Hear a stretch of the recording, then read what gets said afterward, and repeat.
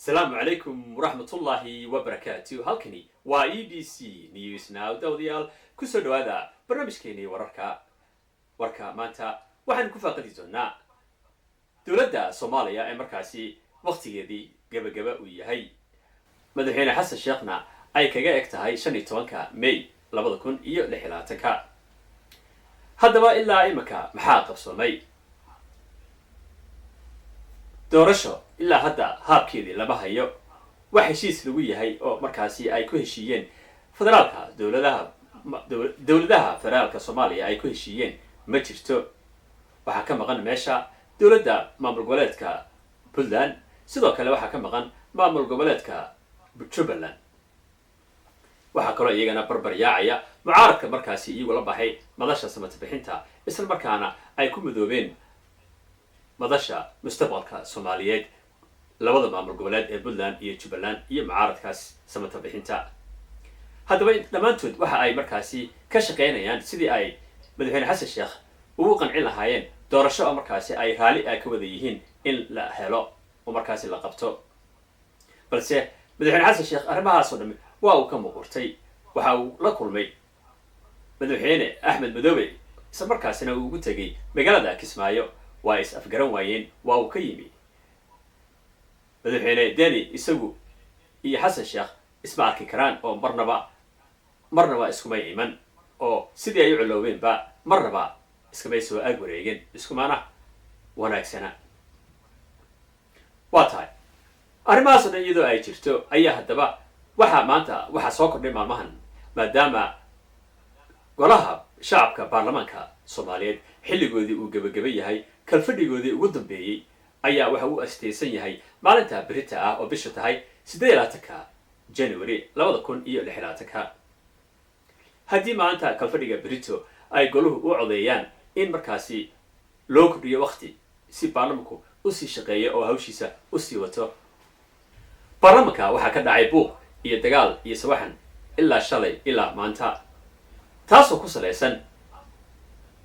kalfadhiga baarlamaanka maalinta qura ee u hadhay ee markaasi loo baahan yahay in lagu soo afjaro hawsha shaqada baarlamaanka oo ku asteysan maalinta berita ah oo 18 bisha ayaa waxa soo dhaxgalay buuq iyo muran buuqaasi iyo murankaasi waxa dhaliyay waxa uu yahay madaxweyne Xasan Sheekh Maxamed ayaa waxa uu soo dhiibay shirkudoonka Aadan Madoobe iyo kooxiisa in markaasi ay wax ka bedelaan cutubyo ka mid ah dastuurka Soomaaliyeed kaasoo la doonayo markaasi in markaa arrimaha doorashooyinkii waxaan la isku beego oo la isku hagaajiyo oo ah qodobo markaasi iyagu ka hor imanaya haddii lacalla sida ay doonayaan dawladda Xasan Sheekh ay doonayso ay doorashada u qabato ka caawin lahaa qodobadaasi waa mid meel yaala waxa kaloo iyadana meesha taalla waxa uu doonayaa madaxweyne Xasan Sheekh in markaasi baarlamaanka bil kale inay sii shaqeeyaan oo loo kordhiyo si markaasi arrimaha sharci ahaan ee baarlamaanka ku saabsan ay ansixiyaan qodobo badan oo muhiim ah oo ay ka mid tahay bedelaadda dastuurka cutubyada markaasi laga bedelayo dhinaca kale mucaaradka ayaa iyaguna waxa ay ku leeyihiin xubno fara badan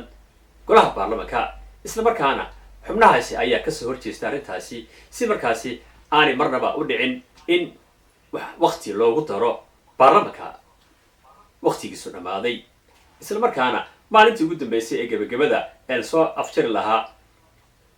kalfadhigiisii ugu dambeeyay ee baarlamaanka ay ku eg tahay berito haddaba maalinta berito ah ayaa ah maalin weyn oo markaasi loo kala bixi doono cidda guulaysata laba dhinacna Xasan Sheekh ayuu raacsan yahay dhinacna mucaaradka ay raacsan yihiin haddii markaasi hamigiisaasi uu u rumoobo madaxweyne Xasan Sheekh Maxamuud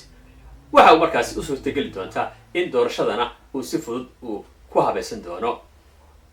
dhinaca kale mucaaradka ayaa iyagu markaa u dhowdu kaartadooda ciyaaraya oo aan markaasi dab yar shidan mucaaradku xildhibaano badan oo gaaraya ilaa 100 iyo dheeraad 120 ku dhawaada ayaa ay ku leeyihiin golaha baarlamaanka xildhibaanadaasi markaasi waa kuwa ka soo horjeestay in golaha markaasi dib loo furo wixii ka dambeeyay berito in golahaasi ay sii shaqeeyaan waxa shirkudoonku uu markaasi soo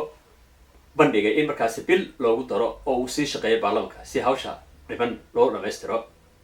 kooxda mucaaradkuna way ka soo horjeesteen arrintaasi waa ay diideen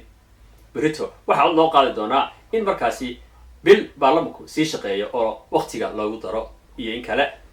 sidoo kale waxaa markaasi la eegi doonaa awoodda markaasi iska hor timaada intay kala leeg yihiin. arrintan waxaa la odhan karaa waa arrin markaasi dhibaato weyn ku ah, caqabad weynna ku ah geediga dowladda soomaaliyeed in ay dhisanto oo rasmi ah. ilaa iyo dowladdii markaasi lagu dhisay dalka Djibouti ee la odhan jiray carte ayaa waxa ay markaasi arrintan isdaba socotay ilaa maalinta ilaa maanta yoma hada ayaa ay isdaba socotaa. markastaana waxaa la isku diidan yahay wax weyn oo markaasi dad ay isku diidaan ma aha, balse waa anaa haysanaya meesha iyo ma haysanaysid. waa su-aalaha markaa shacabka soomaaliyeed ay isweydiinayaan, goorma ayay heli doonaan waddan degan, goorma ayay heli doonaan dowlad degan, goorma ayay heli doonaan nidaam system fadhi leh oo markaasi ay ku diirsadaan oo ay arrimahooda siyaasadooda si yaroo smooth ah ay ugu socoto. waa tahay waxaa haddaba aanu eegi doonaa waxa ka soo baxa berito kulankaasi. kala soco EBC News.